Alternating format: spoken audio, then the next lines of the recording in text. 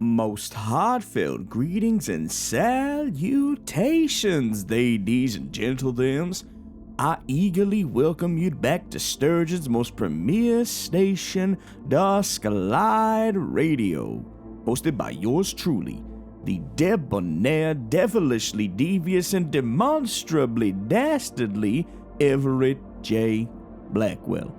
Perhaps you know of us Blackwells. We once ran the very first mass-produced streaming service, Null.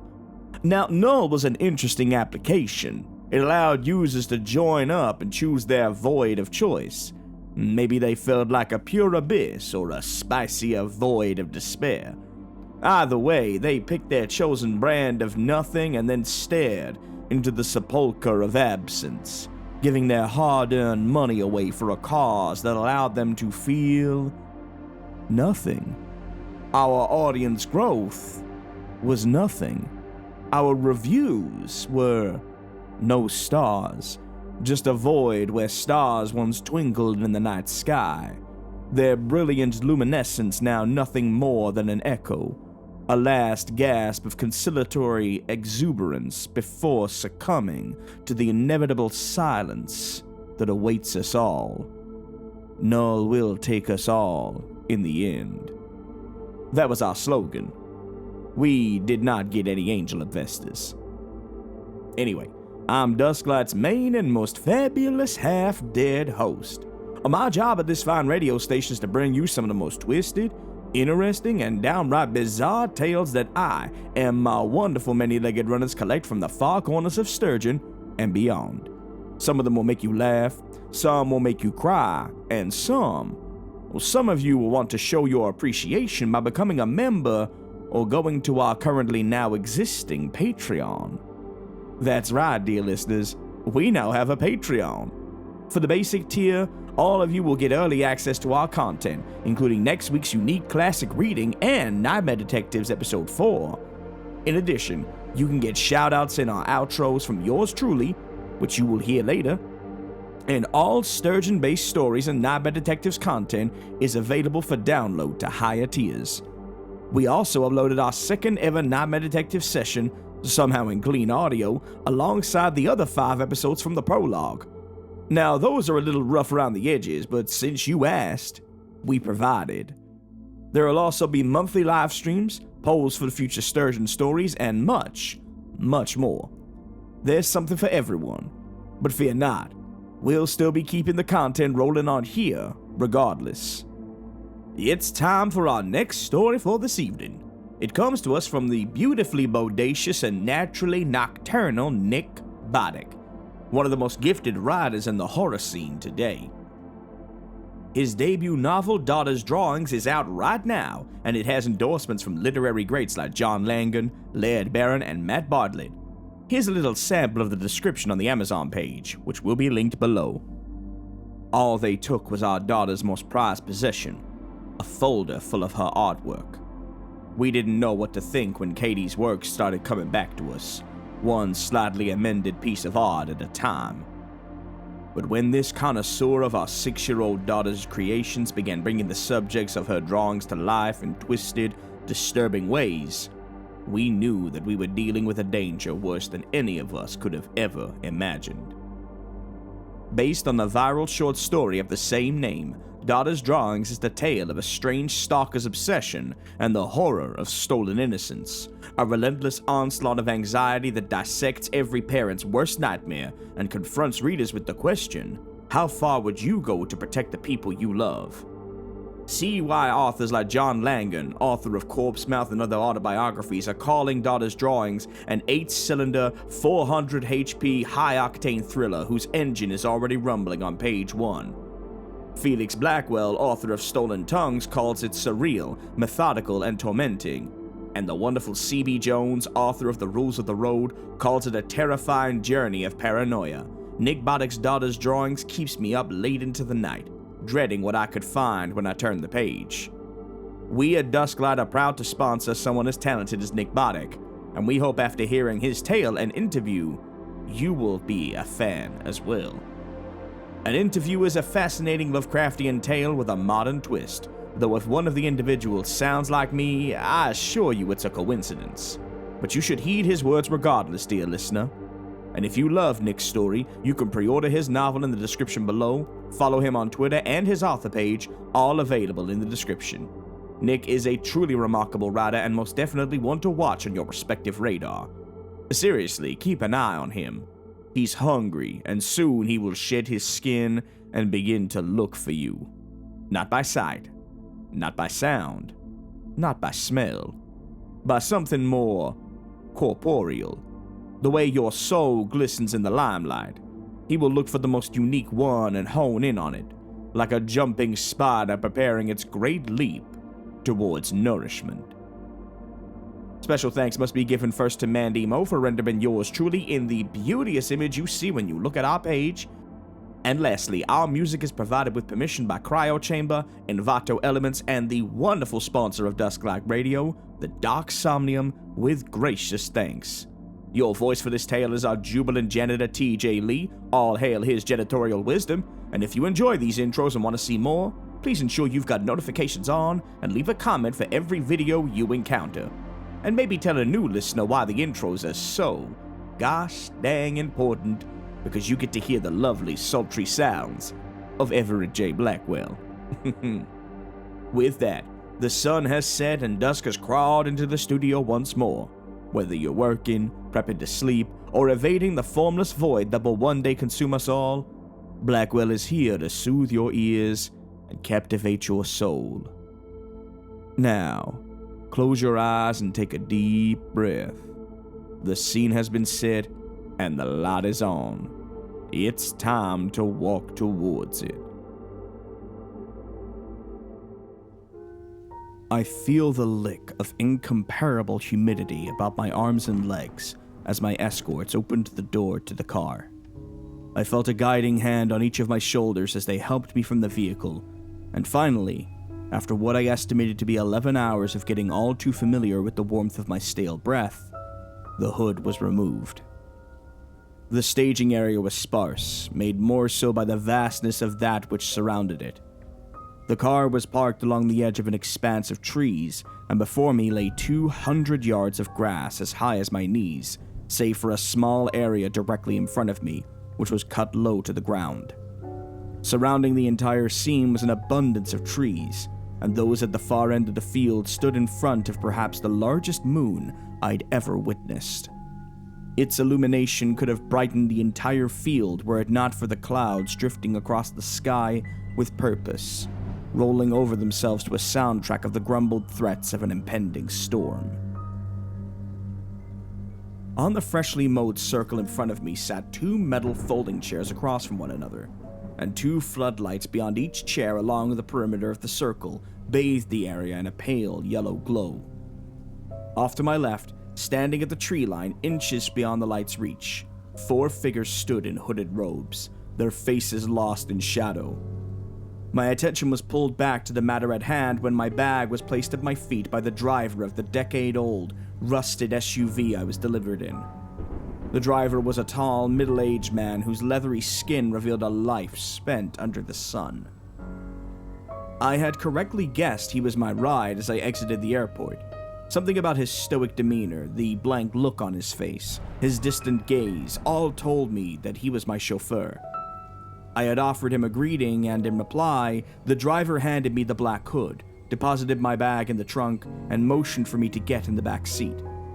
I tried at various times throughout our 7-hour trek to instigate some manner of small talk, but the driver offered nothing in the way of even surface-level conversation, opting instead to drive in total silence, without even the radio to interrupt the sounds of the road.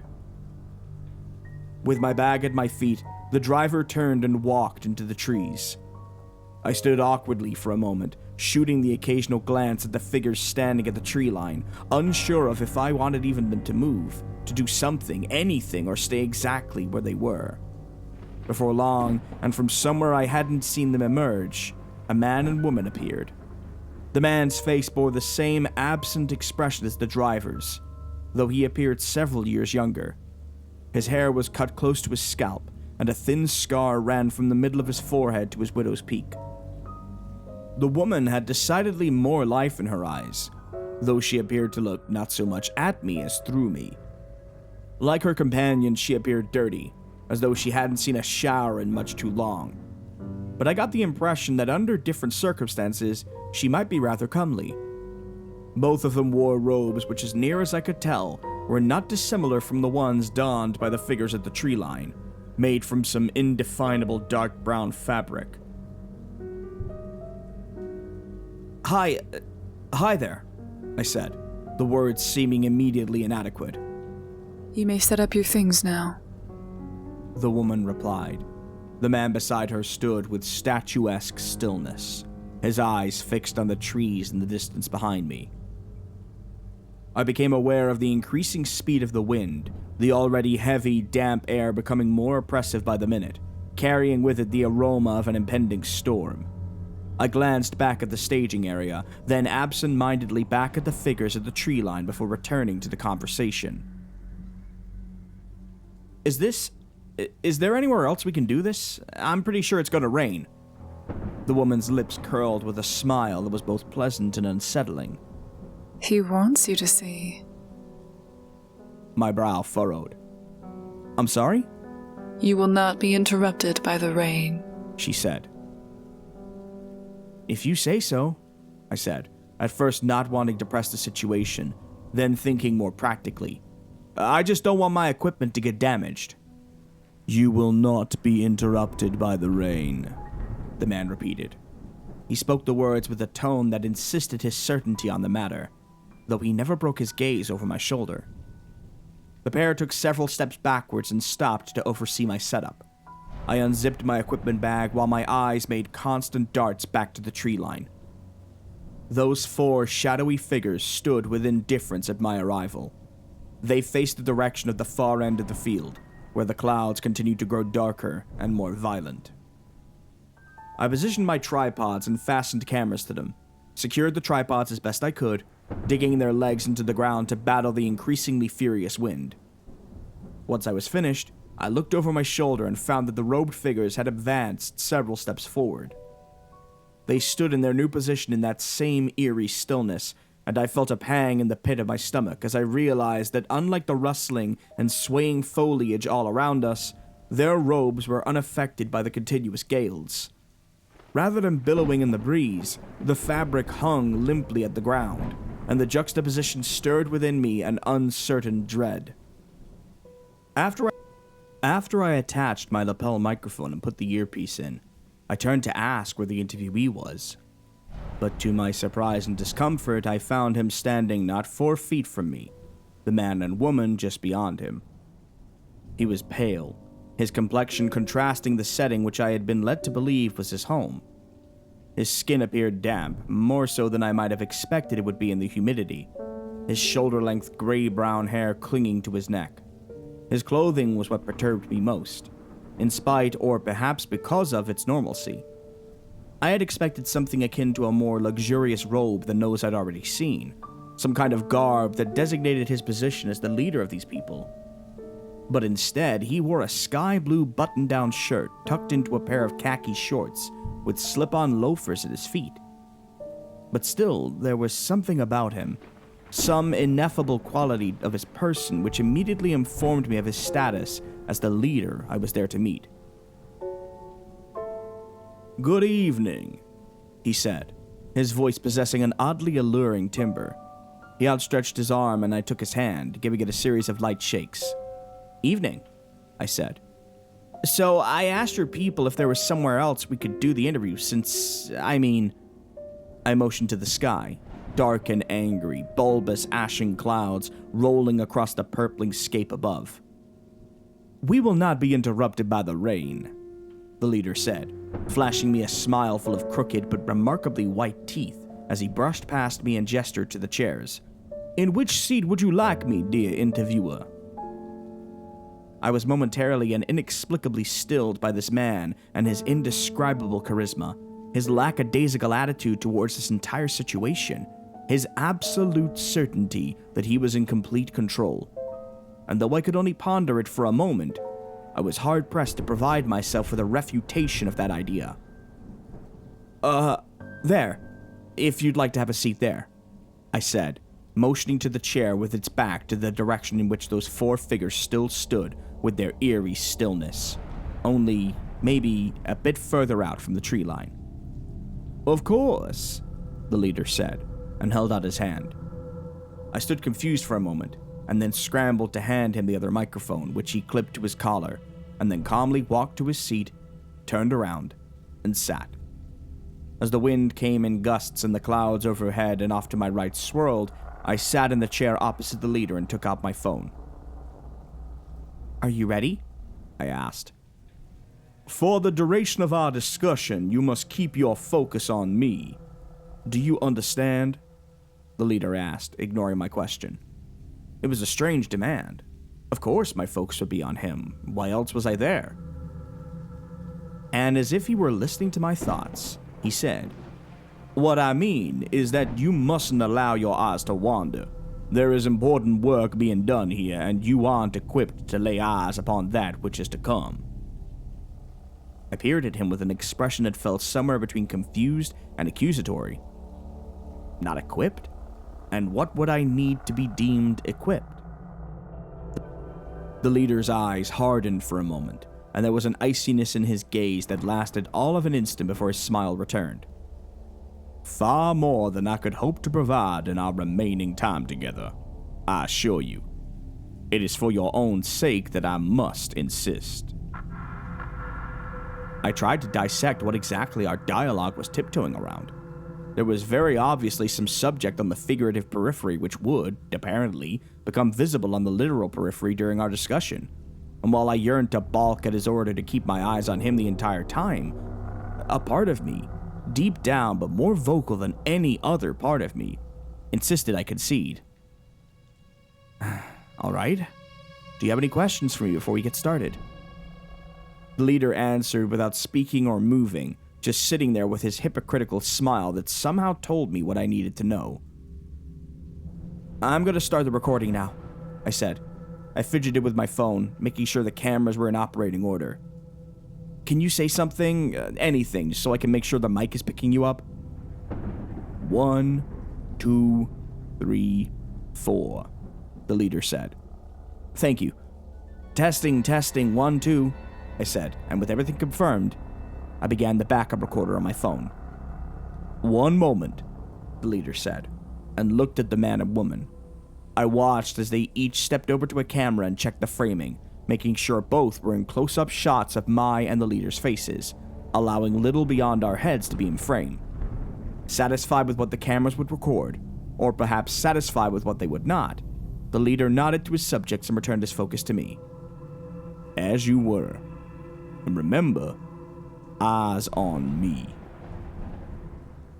I cleared my throat, took a deep breath, and gathered as much composure as I could muster. So, you know why I'm here? The leader's smile widened almost imperceptibly. I know your reason for being here, yes. A silence followed for a moment before I broke it. Would you care to speak on any of the claims that have been leveled against you and your group?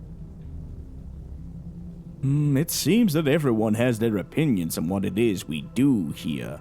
Our goals, our methods, our history. Do you know why addressing such accusations has never been something I considered doing? A clap of thunder made me jump in my seat. I reflexively began to turn my head toward the sound, but my line of sight was held by the leaders, and I didn't break it. Beyond him, I saw that the 4 robed figures had moved a tremendous distance and were now standing in the higher grass. Quite simply, the leader said, it's because it doesn't matter. My attention returned to him just as the sounds of heavy rains colliding with trees began to emanate from off to the right. We will not be interrupted by the rain, the leader assured me yet again. It doesn't matter? I asked. Do you think it matters to Gemma Kiernan's parents? Gemma is enlightened. She saw the futility in continuing on with her old life, a luxury not afforded to most. Had you made your inquiries earlier, perhaps you could have come to realize the same. Nevertheless, I still applaud your dedication and commitment to conducting this interview, and thus I offer at least a chance to make it through what's coming. I began, then decided to ignore his intentionally vague way of speaking and attempted to keep him on track. So you're admitting that Gemma Kiernan is with you? Of course. She is a devout follower, and it has been a privilege to make her acquaintance these past months. Should I be worried that you're telling me this? I assume you know there has been extensive media coverage of her disappearance, with you and your group at the center of it. It seems odd that you just admit it to me if you don't plan on keeping me here too. The leader let out a breathy laugh. Rest assured, we will not be keeping you here. You aren't worried about when I post this interview and everyone hears you say that you have her? Another laugh, followed by another clap of thunder and increasing rain, this time accented by a flash of bright lightning off to the right, and the four robed figures were now further out in the tall grass, just beyond my vision. Again, it doesn't matter. By the time you share this interview with the world, our work will be complete, the future entirely out of our hands, any potential consequences of no consequence at all. That sounds like a threat, I said. Goodness, no, the leader said. I am hardly in a position to threaten anyone. I have simply read from the book and know what awaits us in the coming days. And, dear, forgive me, you are aware that young Gemma came to us of her own accord, yes? I felt my cheeks redden at the comment. Of her own accord? She's 10 years old. I'm being hyperbolic, of course, but I don't feel entirely wrong in saying that she doesn't have her own accord. It is hardly my decision as to who will be present for what is forthcoming. Are you not the leader of this group? I hesitated to use the word, considering its connotations and my lack of knowledge regarding this man's feelings on them. But his strange effect, his off-putting swagger that rubbed shoulders too closely with grating arrogance, made me throw caution to the damp, gusting wind. This cult? If not yours, then whose decision is it? The leader crossed his legs and leaned back in his chair. My claim to this group's leadership is more of a product of the media than a formal title. My being the so-called leader simply means that I have been around longer than most. Not all, mind you, but most. But more than that, it is my familiarity with the book. And more than that, it is my way with people. And combining that familiarity with my way with people has made me an optimal teacher. But that is where my leadership ends. I have no authority over these people. Not truly. I do not bring them here. I do not keep them here. I pondered for a moment, replaying his words in my head. Lightning brightened the world for an instant, and thunder rumbled with the bass of 1,000 drums, and I could hear the rain falling from above in heavy sheets, stopping somewhere off to my right as if some invisible canopy kept it from reaching us. The muscles in my face attempted to make me break the gaze which connected my eyes to the leaders, to turn my head, all because I was advised not to. So, if you don't bring them here, how is it that a 10-year-old from another state ended up with you? The leader offered a placating smile underlined by either patience or condescension. This will hardly make things any clearer, but I assure you it is not my intention to evade your questions. I am simply minding your best interests with my answers. You ask how young Miss Kiernan came to be in our company, and the most straightforward answer I can give you is that she was sought out by powers much greater than you or I. My anxiety had turned to anger regarding this topic, and both of those emotions seemed intent on trumping my professionalism. I snuffed out the urge to roll my eyes, but was unable to halt the snide tone in my voice. So, what? God feels the best place for a 10-year-old girl is with a death cult? One of them, anyway, the leader whispered. There was an instant of his mask falling, but he corrected it with that same smile, that same half-laugh brimming with false pacificity, and looked up to me. Death cult? We are no such thing. Quite the opposite, in fact. We are aware of what will come to pass and exalted by the opportunity to yet live through it. Death is our antithesis, if such a title must be applied. I would call us an inevitability cult.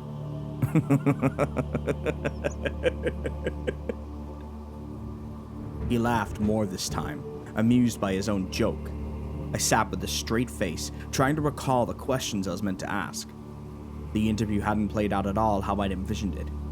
I had practiced in the mirror, attempting to predict the answers I would be given and what my retorts to them would be. But the strangeness of this man's presence unsteadied my feet before me, tripping up the flow I had hoped to establish. My thoughts were scattered, concerned with what was happening outside my field of vision, of what those four robed figures were moving toward, what they were doing at all. You've mentioned I tried to collect my thoughts and found the prospect impossible. I took a deep breath, attempted to slow my rampaging heart. What inevitability? The smile left the leader's face and his glare hardened, his two blue eyes taking on a silvery sternness. The world will return to the ones who have so graciously allowed us to occupy it in their stead. And who are they? For the first time, the air of levity vacated the leader entirely, and I listened intently as he spoke aloud his reply with a creeping solemnity, each of his words setting my shattered nerves even more on edge. The ones who watch. The first gods. They of the endless shadow. The nameless scribes. As he spoke these names, there began a vocalization amidst the chorus of that held-off storm, and I didn't need to look to know that its origin lay with the four robed figures. It was a blend of throat singing and the chanting of words in a language beyond foreign. The volume of the chants was staggering, competing with and conquering the sounds of the storm. It was all I could do to focus despite the rising cacophony, though the leader sat unbothered in his chair with one leg draped over the other. You mentioned a book. What book? Ah, yes. I would be rather surprised if you had ever heard of it, meaning no offense. The book has gone by many names throughout its long history, but I have always referred to it by the name that was provided to me, the Amissa Sacra. These two words gripped my heart and pulled it down into my stomach, leaving in its absence a cluster of jagged anxiety as the disorienting chanting reached a volume that felt as if it were being blasted directly into my ears. And what is the Amiss? I took a deep breath. What is it? It is how the gods speak to us. It is their word. It is how we know what awaits us. In fact, the book is the only reason you're here right now. How's that? I asked, and suddenly realized that I had all but shouted my question, and had been shouting since the chanting began. Because the time is upon us, the leader said at a normal speaking volume, but still as clear as he was when the field was silent. What is happening now and what will follow in the coming days, it is, as I said, inevitable. These chants, they herald the awakening of the gods. The ritual has begun, and once it is begun, there is scarcely anything you or anybody could do to cease it. Why allow me here at all? I cried out. Because we believe in the world's right to prepare for what is to come, and we believe in the choice. Choice? What choice? Their choice to either adapt to what will be, to accept the gods and be afforded a chance to live in their world, or to gather their families and wait for what I hope for their sakes is a swift and painless demise. The gods do not seek to inflict harm on us. In truth, they couldn't care less about us. Though they know the value of believers, even in a species as insignificant as ours. You wield considerable influence in your capacity as a journalist, and though the message our dialogue is designed to impart could not possibly reach the world's population in its entirety, I nonetheless felt you the best person to deliver it. I sat, silent, my eyes trained on those of the leader, whose unbothered, relaxed demeanor continued to vex me. "And the message?" I finally shouted over what sounded like a hurricane. I spoke with my own brand of condescension and attempted masking the deep-rooted terror coursing through me. It was born of a desire to maintain my fallacious upper hand and an attempt to wear a pallid mask over my fear that what this strange man was saying was somehow true. A thought that was becoming more and more insistent with each passing moment. Is what? That the world is about to end? The gods are about to kill everybody except you and whoever else believes in them? The leader's smile shifted from one of smug, if unintentional superiority, to one that was almost sympathetic. He tilted his head slightly, as though he felt sorry for me. "Your dubiousness is expected. Believe me, if our roles were reversed, I would think you mad. But that is precisely why I brought you here, to this place, on this night. I am an admirer of your work, as I know countless others are. You present in your work a truth, a voice that people can trust. Your opinions are such that readers may feel secure in their belief that you wholeheartedly endorse the information you are putting forth, because you yourself believe in its veracity." "And what?" The din of the storm had grown to a deafening volume, scrambling my own thoughts, yet somehow still allowing the leader's words to come through with a clarity akin to them being spoken in utter silence. "And what makes you think I believe this?" "I wouldn't expect you to. Not solely on my word. But all the same, I cannot in good conscience simply let you gaze upon the majesty yourself. It would be far too much for you to handle." "Oh, that seems pretty convenient." "Nevertheless, I understand that a concession must be made. You must do so of your own volition, not at my behest or insistence.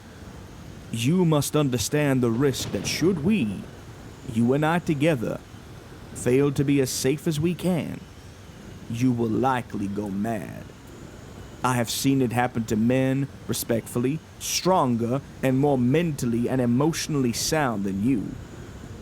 I will leave it up to you, though I would wager that you needn't even the briefest glimpse, however out of the way it might be, to believe what I am telling you.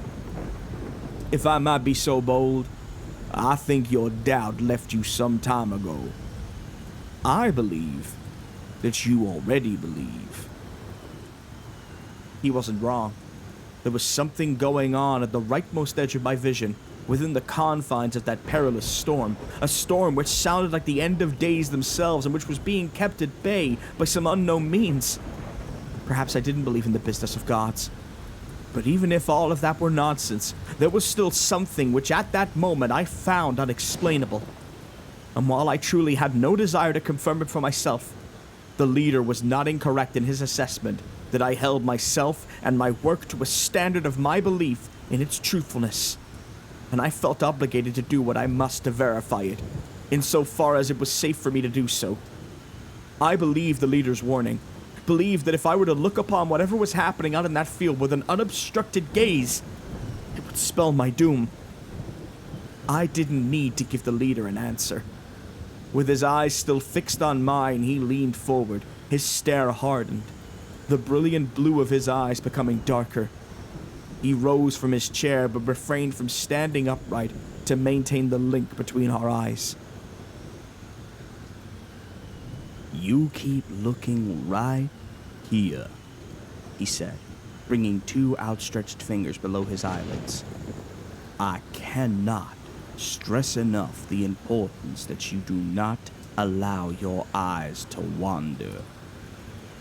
There was a time I might have issued a sardonic retort, but that time had passed. I understood the gravity of his instruction and had no intention of breaking it, and nodded my head to ensure my acquiescence.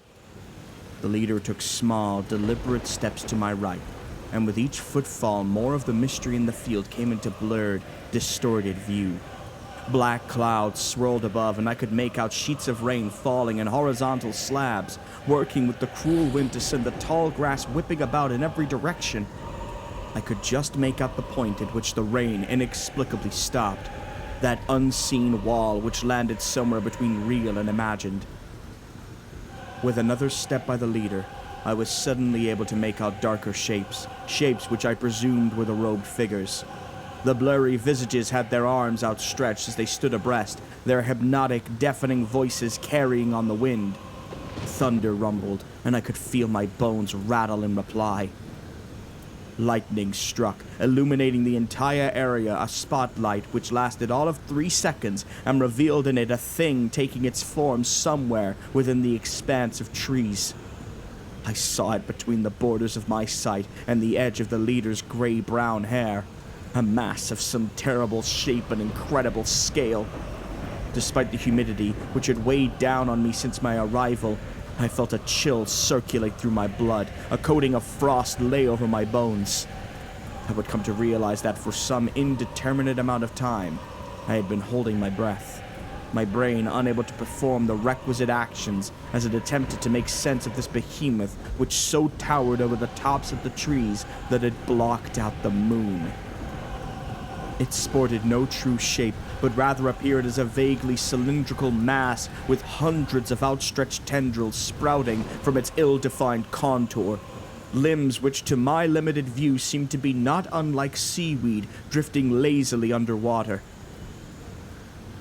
"You're okay," the leader said in his most calming tone as the lightning ceased and darkness returned. "You're okay." I stuttered, unsure of what I was even intending to say. I know. My heartbeat hammered in my ears as I both awaited and dreaded another lightning strike.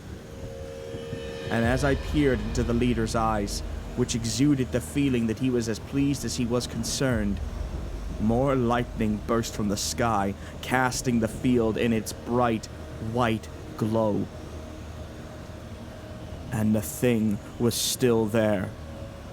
And its tendrils floated in the air, their purpose clouded but almost certainly nefarious and horrifying. And the chanting from those 4 robed figures continued, clashing with the storm to create a dissonance which threatened to burst my eardrums. And I heard the cry of protest from the leader, who watched in horror as what he so vehemently warned against came to pass. I looked.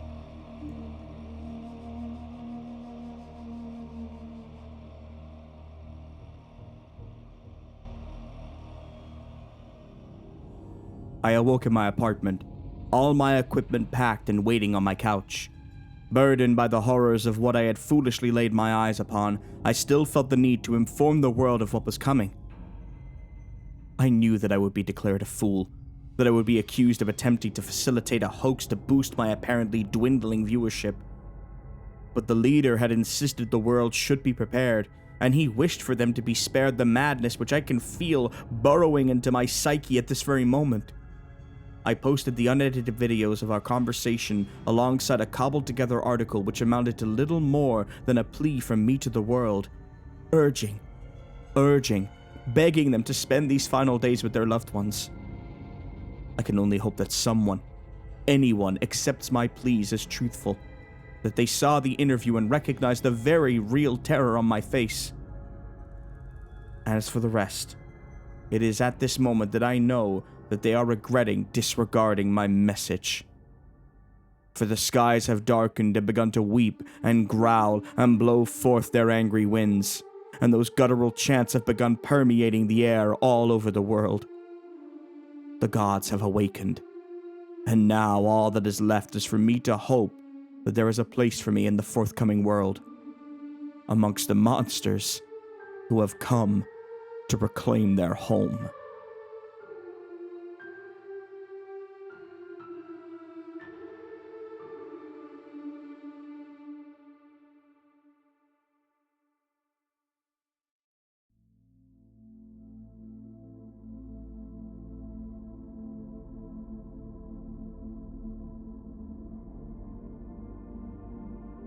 You know, maybe this is one of those deja vu moments where I don't recall doing that or being that person, but I'm having a multiverse situation just hearing that voice playing in my ears. Did I once cause an unholy storm before I moved to Sturgeon? Oh, I'm sure I didn't, but it'd certainly explain the big terrifying cloud outside right now. Which reminds me, it might be time to tell y'all about some of the new info on that, but I'd better give Wendy a call first. If you enjoyed this video, be sure to check out some of our other transmissions. We're adding them regularly, and we'd love to have you as part of the Dusklight family by subscribing, hitting the bell of torment, and leave a comment with stories you'd love for my many-legged runners to find. It's time to prostrate ourselves and give special thanks to our Patreons. Our Purple Crayon Eater Mary Peck, our janitors, I didn't know TJ had alumni, nor could he hire other janitors, Alex Nunes, and Arkham Cookie, and our Void Walker, Evan Diaz. We thank you humbly for your patronage and look to see you bright and early for Dusklight orientation. Purple crayons and existential dread will be provided. And, one last time, listeners, close your eyes and breathe with me. Remember, no matter how bad things are, how cruel people can be, and how heavy your shoulders may feel with the weight of the world bearing down on them, Dusklight will always be here to lift the load and provide you with some respite. Drink some chamomile tea, watch a video about newts, eat something sweet, and sleep on the cool side of the pillow with the window open and the stars twinkling down on you. Start and end each day with kindness in your heart. You matter, you are loved, and every day is another chance. I'll see you again when the sun sets and dusk enters the station.